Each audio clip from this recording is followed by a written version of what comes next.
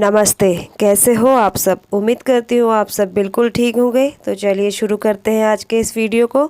जैसा कि आपने थंबनेल में देख ही लिया होगा कि आज मैं आपको बताऊंगी कि अगर आपका बुटीक खोलने का प्लान है या आप मेरी तरह बुटीक खोलना चाहती हैं तो आपको किन किन बातों का ख्याल रखना चाहिए ताकि आपको बाद में पछताना ना पड़े। तो मैंने क्या क्या चीज़ें फेस की है ये मैं आपको बताने वाली हूँ आज के इस वीडियो में। तो वीडियो को पूरा देखिएगा और जब तक आप इस वीडियो को पूरा नहीं देखेंगे आपको बिल्कुल समझ नहीं आएगा कि आपको कैसे अपना बुटीक ओपन करना चाहिए और किन किन गलतियों को नहीं करना चाहिए जिससे आपको बाद में पछताना नहीं पड़े। तो चलिए शुरू करते हैं आज के इस वीडियो को। वीडियो अगर आपको थोड़ा सा भी अच्छा लगे तो प्लीज़ एक लाइक ज़रूर कीजिएगा और ऐसी और भी वीडियोज़ देखने के लिए मेरे चैनल को सब्सक्राइब भी कर लीजिए ताकि आपको मेरी हर आने वाली वीडियो का नोटिफिकेशन मिलता रहे और आपको मैं मोटिवेशन बातें बताती रहूं। जो मैंने अपने बुटीक से एक्सपीरियंस किया है वो बातें मैं सब आपको बताऊंगी जिससे आपको बुटीक खोलने में आसानी होगी और आप भी एक अच्छा बुटीक चला पाओगे। सबसे पहली चीज़ है आपको बुटीक का एक्सपीरियंस होना बहुत ज़रूरी है। कई महिलाएं या दीदियां क्या करती हैं कि वो बिना एक्सपीरियंस के बुटीक खोल लेती हैं, फिर वो चलता नहीं है या फिर वो चलता भी है तो कई बहनें हैं जो संभाल ही नहीं पाती तो उनको बुटीक बंद करना पड़ता है। तो इसके लिए आपको चाहिए कि आपको किसी बुटीक में जॉब कर लेना चाहिए ताकि आपको एक्सपीरियंस हो जाए कि हाँ बुटीक कैसे चलता है, कैसे मैनेज करा जाता है, कैसे कस्टमर को हैंडल करते हैं और कस्टमर कैसे कैसे आते हैं, किस किस टाइप के कस्टमर आते हैं। उनको हैंडल करना भी आपको आना चाहिए क्योंकि बुटीक में बहुत ही तरह के कस्टमर आते हैं। कोई बहुत अच्छे आते हैं, कोई बहुत ही बेकार आते हैं जो आपका दिमाग ख़राब करके चले जाते हैं। लेकिन उस समय पर भी आपको उनके सामने मुस्कुराते रहना है, उनको ये एहसास दिलाना है कि हाँ आप उनकी कद्र करते हो, उनकी बातें सुन रहे हो, उनकी डांट सुन रहे हो और मुस्कुराते हुए सुन रहे हो। ये एक कला है जो आपको कस्टमर के सामने अपनी दिखानी होती है। दूसरी बात है आपको अपना बजट बना के काम करना चाहिए। जैसे कि अगर आप कम बजट में खोलना चाहते हो 20 से 50 हज़ार के बीच तो आपको उस हिसाब से चीज़ें मैनेज करना होगी। सबसे पहले आप लिस्ट बना लीजिए कि आपको बुटीक में क्या क्या चाहिए। वैसे आजकल 50 हज़ार से खोलना बहुत ही मुश्किल बात है। मेरे समय में तो मैंने 80 हज़ार से खोला था आज से 2.5 साल पहले। लेकिन अभी कम से कम 1 लाख आपके हाथ में होना चाहिए तभी आप एक अच्छा बुटीक खोल सकते हो क्योंकि बुटीक के साथ साथ कई चीज़ें हैं जो आपको साथ में रखनी होगी। क्योंकि हम सिर्फ मशीन लेकर ही बुटीक में नहीं बैठ सकते, हमें थोड़ा बहुत सामान भी रखना पड़ेगा तभी तो हमारी बुटीक दिखेगी। क्योंकि मशीनें रहेगी तो कस्टमर खुद ही नहीं आना चाहेगा। सामान ज़्यादा दिखता है तो कस्टमर अट्रैक्ट होता है हमारी चीज़ों को देखकर और हमारी बुटीक में आना भी पसंद करता है। तो आपको चीज़ों का ध्यान रखते हुए आपको एक लिस्ट तैयार करनी है। आपको पहले शुरू में 1-2 मशीनें ही रखनी है जिससे आपका काम चल जाए और आप आगे बढ़ जाओ। फिर जब आगे बढ़ जाते हो तो आप 2 से 4, 4 से 6 मशीनें खुद ही अपने काम से पैसा कमा के कर सकते हो जैसे कि मैंने किया था। कभी भी अपने बुटीक में ज़्यादा इन्वेस्टमेंट नहीं करनी चाहिए। एक कम इन्वेस्टमेंट से ही आप अपना बुटीक खोल सकते हो क्योंकि कई बार क्या होता है हम ज़्यादा इन्वेस्टमेंट तो कर देते हैं लेकिन अगर ईश्वर ना करे कभी आपका बुटीक चला नहीं तो आपकी वो इन्वेस्टमेंट फालतू जाएगी। तो इसलिए हमेशा कम से शुरू करिए और कम से शुरू करने का एक फ़ायदा है कि अगर वो नहीं चला तो ज़्यादा हमारा नुकसान नहीं होता और हमें एक्सपीरियंस भी हो जाता है। लेकिन अगर वो चल जाता है तो आप उसमें ज़्यादा इन्वेस्टमेंट बाद में भी तो कर सकते हो, शुरू में करना ज़रूरी नहीं होता। और फालतू की चीज़ों पर इन्वेस्टमेंट आपको नहीं करना है। जैसे कि डेकोरेशन में मैंने जब बुटीक खोला था तो मैंने कोई डेकोरेशन नहीं करवाई, ना कोई ज़्यादा फालतू खर्चा किया। बस मैंने जो ज़रूरी चीज़ें थी वही खरीदी। मेरे पास पहले छोटी मशीन थी, मैंने उसी से काम स्टार्ट किया।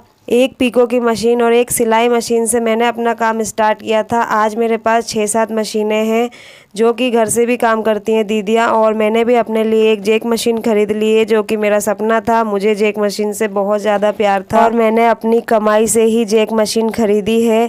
और आपको बता दूं कि मैंने पूरा बुटीक ही अपने दम पे खोला है। मेरे हस्बैंड बहुत ही सपोर्टिव है लेकिन मेरा सपना था कि मैं अपने दम पर कुछ करूँ, मैं किसी से 1 भी रुपया ना लूँ, चाहे वो मेरे घर का ही सदस्य क्यों ना हो।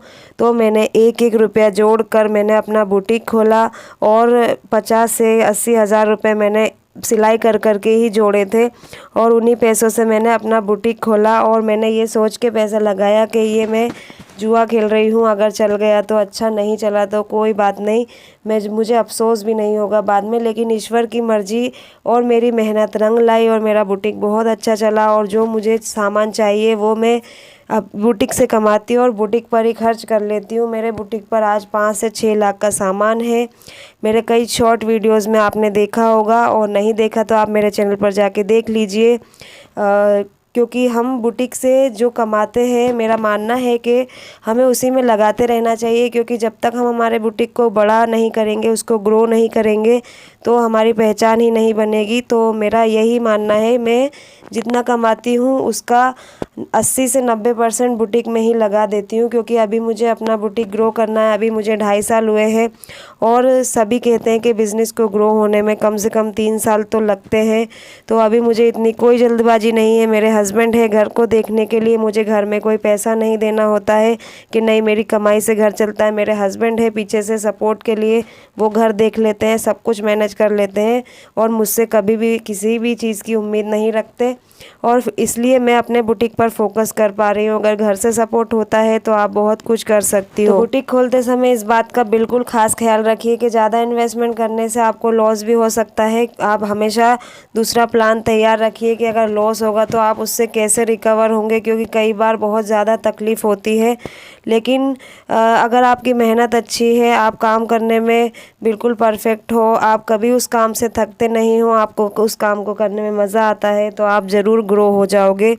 क्योंकि मैंने कई नौकरियां ट्राई की, मैंने कई जगह भटकी हूँ, मुझे कई रिजेक्शन मिले, लेकिन लास्ट में मुझे जाकर ये रियलाइज़ हुआ कि मैं सिर्फ सिलाई को चाहती हूँ और सिलाई मेरा काम है, मुझे वही करना चाहिए। और मैंने अपनी दिल की सुनी, मैंने अपना बुटीक खोला और मैंने आज उसे ग्रो कर लिया। और मैं इस लायक बन गई हूँ कि मैं आपको बता रही हूँ कि आपको कैसे अपना बुटीक अच्छे से चलाना है, कैसे उसको आगे बढ़ाना है।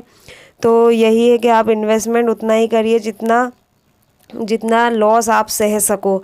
तो वैसे तो हमेशा लॉस नहीं होता, लेकिन मेरे सामने ही कई लड़कियों ने बुटीक खोला और बंद कर दिया, कुछ फैमिली रीज़न से, कुछ पैसों की वजह से। तो आपको हर चीज़ देखकर करना चाहिए। अगली बात हम करेंगे कि आप जब बुटीक खोलो तो आप अपने घर को देखो कि आपके बच्चे छोटे हैं क्या। अगर वो 5 साल से छोटे हैं तो कृपया करके बिल्कुल बुटीक ना खोलें। अगर उनको घर पे कोई संभालने वाला है तो ही बुटीक खोलें।